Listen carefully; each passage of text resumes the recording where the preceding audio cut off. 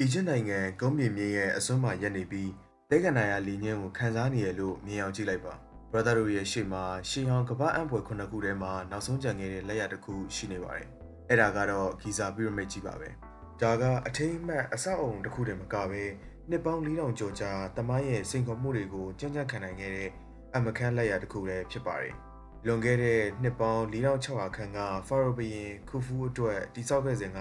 ဒီပီရမစ်ကအမြင့်ပေ146.6 မီတာရှိခဲ့ပြီး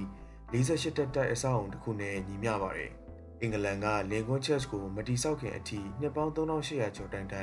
ကမ္ဘာအမြင့်ဆုံးလူလို့အဆောက်အုံအဖြစ်စံချိန်တင်ခဲ့တာပါ။ဒီနေ့ခေတ်မှာတော့တိုက်စားမှုတွေကြောင့်အမြင့်138မီတာခန့်သာရှိတော့ပြီးဧရိယာအဖြစ်73ဧကကျယ်ဝန်းပြီးဘောလုံးကွင်း10ကွင်းသာကိုအုပ်ထားလို့ရပါတယ်။ဒီပီရမစ်ရဲ့ဒုတွေကလူတွေရဲ့စိတ်ကူးနဲ့တောင်မမှန်းဆနိုင်အောင်ကြီးပါတယ်။ဥမာအားဖြင့်နှစ်တန်ခွဲအလေးချိန်ရှိတဲ့ကြောက်တုံးပေါင်း23သိန်းနဲ့တိစောက်ထားတာပါ။တချို့ကြောက်တုံးတွေဆိုရင်တန်80တောင်အလေးချိန်ရှိပါတယ်။ခင်မီဂရိတ်နေမရှိပဲဒီလောက်လေးတဲ့ကြောက်တုံးတွေကိုဘယ်လိုမှတင်ခဲ့လဲဆိုတာကတော့ဒီနေ့အထိပဟေဒီဖြစ်နေသေးပါပဲ။ပီရမစ်ရဲ့စုစုပေါင်းအလေးချိန်ကတန်ချိန်6တန်းခန့်ရှိပါတယ်။ပီရမစ်ရဲ့ fun facts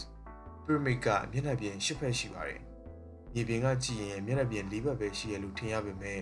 ကောင်းကင်ယံကနေအလင်းမောင်ကျပုံကြည့်လို့ရှိရင်မျက်နှာပြင်တစ်ခုစီကအလင်းမှာအနှဲငယ်ခြိုက်ဝင်နေတာကြောင့်စုစုပေါင်းမျက်နှာပြင်10ဖက်ရှိနေတာကိုတွေ့ရမှာပါ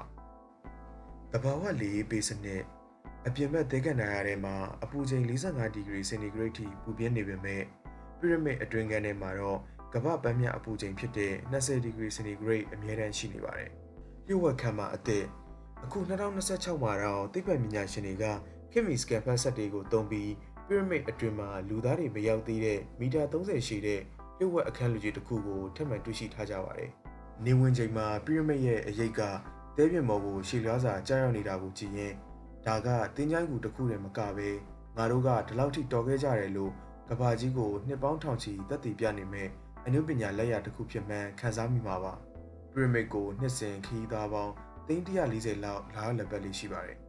ဒီလိုဗီဒီယိုမျိုးလေးကြရင် Lennet File Channel ကို Like and Subscribe လုပ်ပေးကြပါဦး။ကျေးဇူးအများကြီးတင်ပါတယ်။